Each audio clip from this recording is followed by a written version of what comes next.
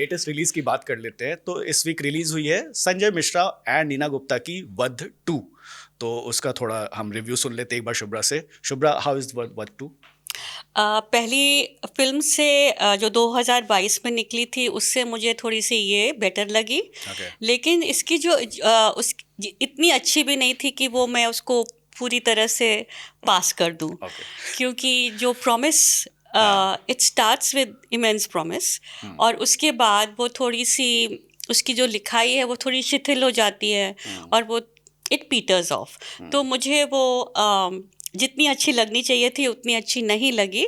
लेकिन मैं ये ज़रूर कहना चाहती हूँ कि जो भी फिल्म आजकल इतना 17-18 ईयर ओल्ड्स को लेकर जो आजकल वो बन गया है ना फिल्मों के बारे में कि आप अगर हीरो हीरोइन होंगे तो वो 17 बरस की और 16 बरस की टाइप की जो पिक्चरें आती हैं और आती रही हैं, उसके अगर आप उसके बनिस्बत देखें तो इस फिल्म में लगता है कि हाँ ये आंखें ठहरने वाली पिक्चर है। क्योंकि इसमें जो दोनों लीड्स हैं नीना गुप्ता और Sanjay Mishra are elderly people. They are not even in their early middle age, they are elderly people, they have lived a life, they have experienced vagaries जो कहते हैं ना कि आप जिंदगी के उतराव चढ़ाव इन्होंने करे होते हैं, इन्होंने एक्सपीरियंस किए होते हैं। तो मुझे लगता है कि ऐसी जो पिक्चरें हैं वो और आनी चाहिए जहाँ पर आपके जो लीड प्रोटैगनिस्ट्स हैं वो ज़रूरी नहीं है कि वो आपके जो gym body gym toned women and main हो जिनको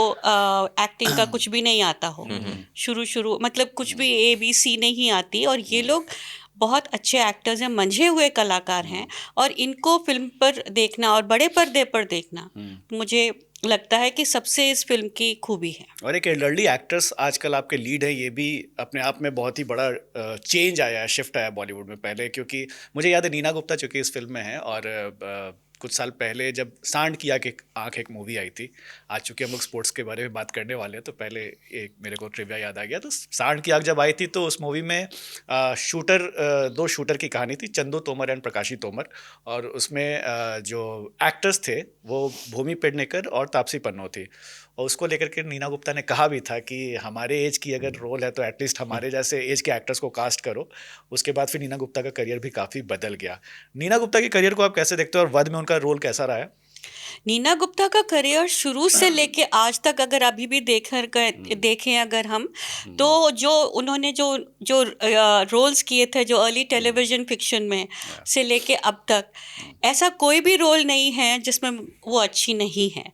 मतलब वो सब के सब वो अपने किरदार के अंदर एक तो चली जाती हैं बहुत आराम से। और क्योंकि वो ट्रेंड एक्टर हैं तो वो इतनी अच्छी तरह से वो करती हैं रोल कि उनको लगता ही नहीं है कि वो एक्टिंग कर रही हैं, इतनी ज़्यादा वो नेचुरल हैं। तो मुझे तो अच्छी लगती हैं बहुत।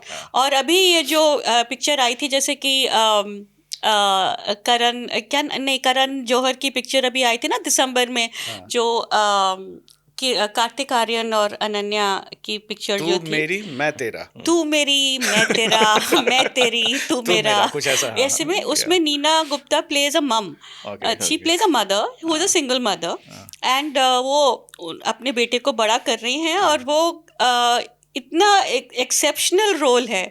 मतलब इट्स बेसिकली ब्रॉड स्ट्रोक्स जिसे कहते हैं ना कि एक बॉलीवुड की माँ है तो या तो वो दुखियारी माँ होती थी पहले, फिर बीच में आया एक कि जब Anupam Kher became this jovial dad तो एक वो फन लविंग मदर आ गई। और अब ये आ गई हैं जो नाइदर फन लविंग तो हैं लेकिन वो स्टीरियोटिपिकल फन नहीं है। वो actually she works for a living and she wants her son to be also अपने पैरों पे खड़ा होकर अच्छे से काम करना। तो मुझे बहुत अच्छी लगी। और इसमें वो बिल्कुल ही उनका रोल बिल्कुल ही ऑपोजिट है। She plays a woman who is been accused of murder. तो वो डबल मर्डर किया होता, मतलब डबल मर्डर के उसके जुर्म में वो डबल मर्डर ये फर्स्ट में तो एक मर्डर था। नहीं तो ये इंटरेस्टिंग बात है, दोनों पिक्चरों में डायरेक्टर एक ही हैं और ये इन दोनों के नाम एक ही हैं, शंभुनाथ और मंजू।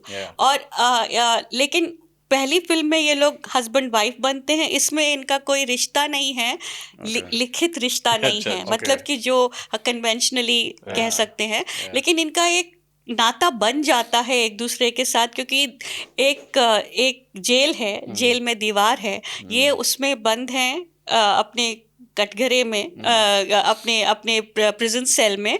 और संजय मिश्रा जो हैं, he plays a warden, he plays a guard. और दोनों में लेकिन एक तरह का समन्वय हो गया है। उन्होंने एक तरह का एक कनेक्शन जोड़ लिया है जो बहुत ही अच्छी तरह से दोनों ने दर्शाया है।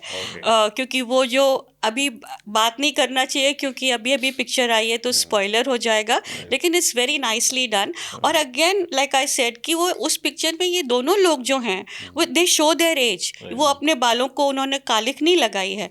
She is grey head, he is grey head, he is looks like a prison guard. उन्होंने अपने को कोई स्मार्टली कपड़े नहीं पहने, बहुत ही एक रियलिस्टिक टच आया है उनमें।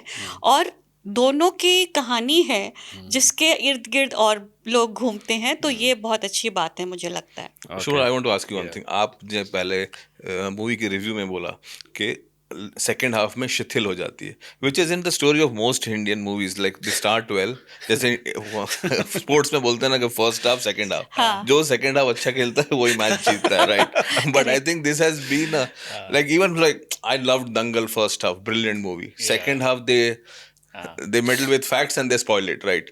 तो इंडियन फिल्म मेकर्स का ये सेकंड हाफ प्रॉब्लम क्यों होता है? ये वो जो सवाल है ना, ये बहुत अच्छा सवाल है और इसका आज तक किसी को जवाब नहीं मिला है।